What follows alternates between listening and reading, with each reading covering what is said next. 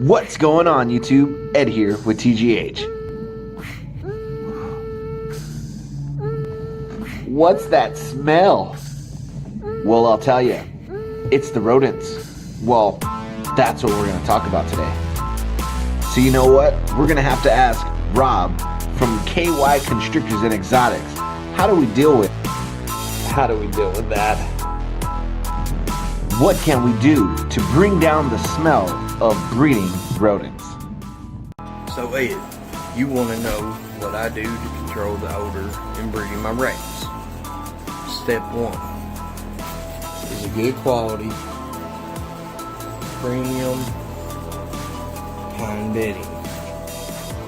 Along with that, I use pine pellets or newspaper pellets such as like a cat litter. That is step 1. Now that's awesome. What I'm hearing is quality bedding and maybe even utilizing some type of pellet, whether it be pine, paper, or something like that that can help with the absorbency and eliminate so much of the odor. Step number 2, probably should have done this one first. Enclosure. Definitely agree with that. Enclosure setup is extremely important.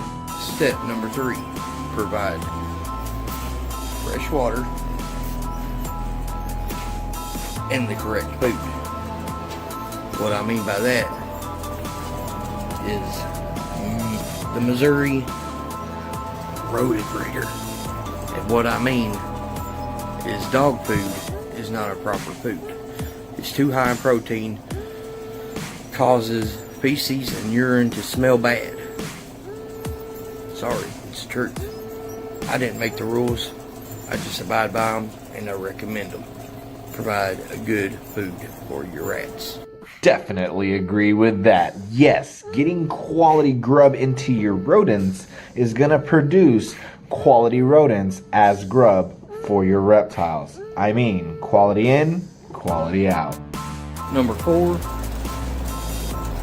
proper ventilation. The fan helps to get the odor out of here. Gets it out of here.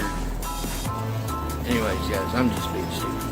But ventilation is Definitely an important aspect of breeding rodents, especially if you want to circulate all that stinky air out of your room.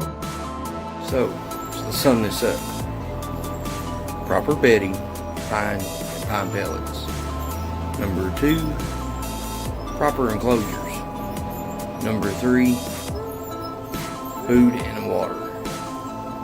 Missouri rodent breeder or something I like lab diet, and clean water. Clean water is a must. Number 4, and probably the most important step in keeping these guys nice and clean, is ventilation. Ventilation, guys. They gotta have good quality air. One thing I didn't mention is temperatures and humidity. You want to try to keep them in 65 to 80 degrees with a 40 to 70% humidity range. Hope that helps, Ed. We'll catch you later, man. Wow, Rob, definitely appreciate you taking some time to share some of that knowledge with all of us here in the reptile community. It's very cool to learn that there are some simple tricks and techniques that you can use to keep down all that stinky, you know what I'm saying. Anyways, much love to you guys. Remember, the person you were yesterday, that person is gone. The person you are today is working on the best version of yourself for tomorrow.